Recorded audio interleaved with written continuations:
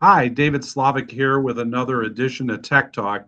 I'm super excited because everybody talks about AI and they talk about how CRM systems, inform AI or customer service or analytics and so on.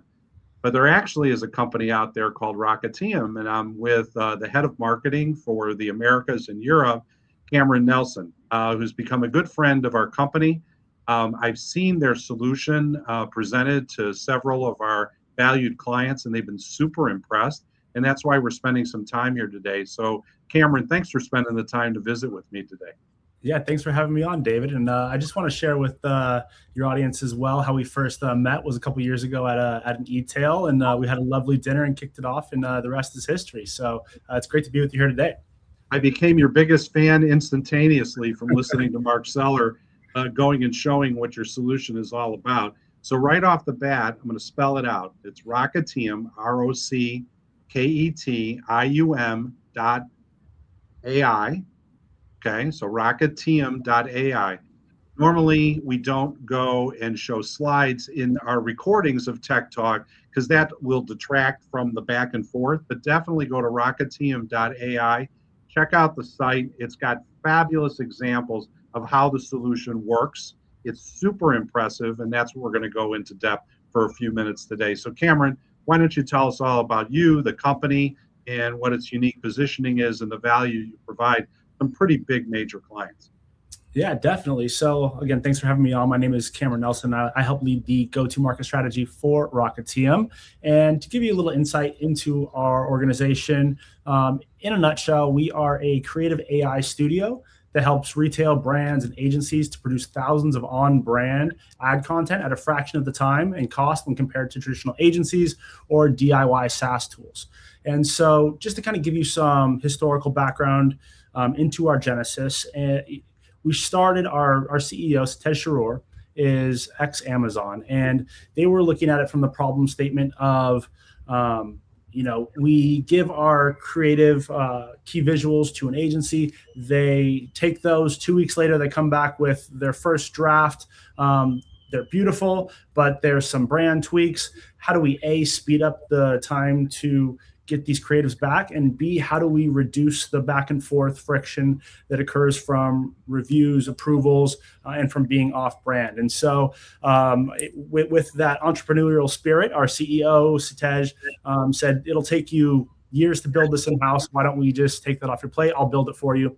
And so our first customer was Amazon, and the rest is history. And so since then, building this kind of DIY tool, over the last year, with the advent of agentic AI, it's really revamped and revigorated how we look at software as a whole. So what we've done is we've taken this DIY SaaS tool, we've built a layer of AI agents over the top of it.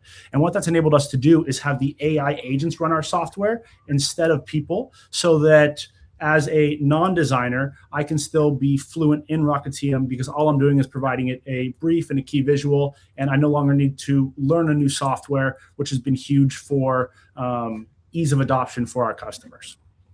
It's amazing. And the variety, to be able to go and look at different options in the way that almost any design element can be laid out, and be able to see that in almost real time and looking at those different options, but then evaluating post execution to then see where the response is coming from, where the click through is coming from, how the personalization can be applied. Go into that a little bit. It's really an incredible tool solution.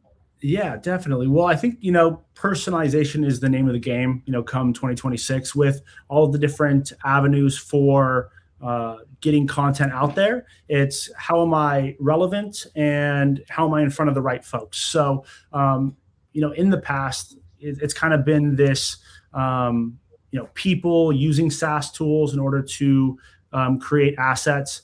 Today, it's kind of more people using tools and AI to create assets faster.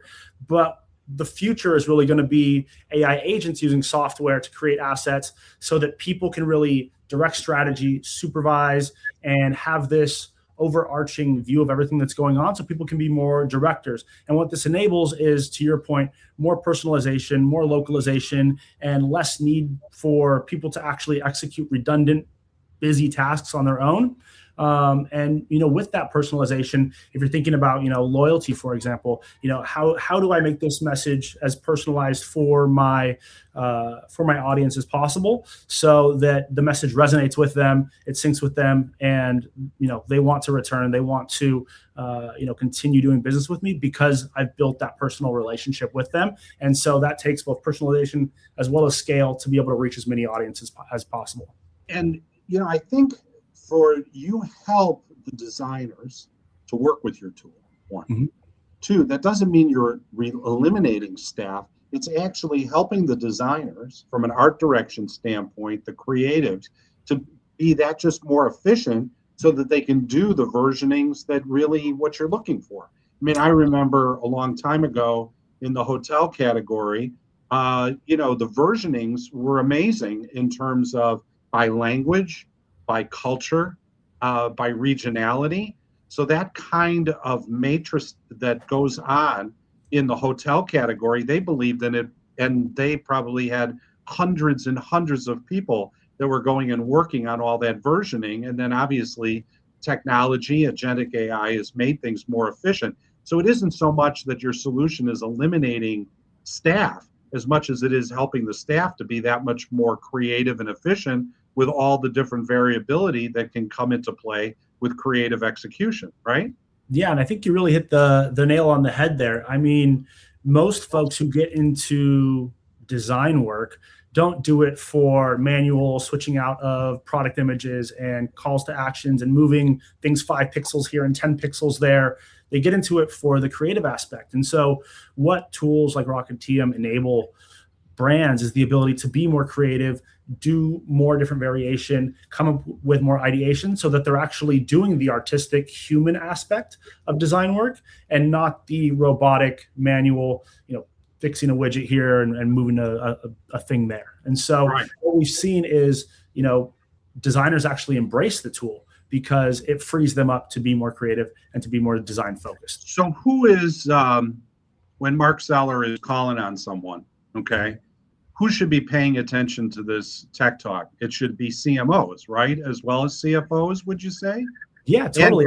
And creative directors if they're in-house. Yep, 100%. Yeah. So, I mean, it's going to be your marketing teams, both from like an e-commerce standpoint, those creative teams, the CMOs, obviously. But what we've also seen, actually, interestingly enough, is we've been working occasionally with some of the CTOs and some of the technology teams because of the need for integrations between platforms. We have an open API architecture within our platform. And so it's, how do we link to our existing work management tool? How do we link to our existing external DAMs and our different channels?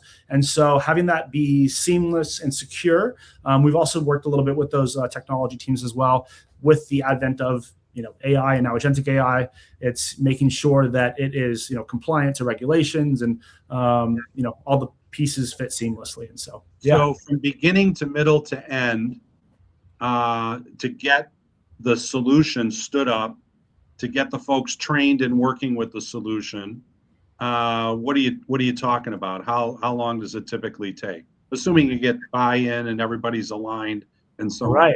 Well, so once we hit the ground running and sign up on the dotted line, it's really a 2-week turnaround time to adoption, and it's very quick. And the reason why is because the shift to agentic AI, where me as a designer, I no longer need to learn this brand new tool. I no longer need to spend time training, and it's similar to a Canva, it's similar to a Photoshop. It's got that look and feel, but it's again for scaling. Now what I can do is I can literally just upload a brief and a key visual into the platform, and the AI agent will act actually somewhat similar to an agency in the sense that once it's imported, you have this orchestration agent who then divvies out the tasks to the scaling agent and the brand guideline approver agent, and then the localization agent for languages. And so as a designer, I no longer need to learn the tool. All I need to do is upload, and then again, be that kind of strategic overlay that is reviewing it, is making any sort of final tweaks. That, you know, AI is still not some magic pill, right? It's still not going to get you 100% there, especially Sure. with the Gen AI, which is very far off. Right. But you know, now with agentic AI, it'll get you 90% there. And so all you're doing is tweaking for those last 10% of corrections that need to occur. Awesome. Listen, Cameron, thanks for taking the time. I really appreciate it. Can't encourage enough for folks to check out Rocketium.ai. It's super impressive. We've had several dialogues with valued clients, and everybody has been very impressed with it. And the dialogue continues. And when you get a reference from Jeff Bezos, that's pretty darn special. So we will talk again soon, my friend. Take care, and thanks so much for spending the time. David, it was a pleasure. Thank you so much. Absolutely.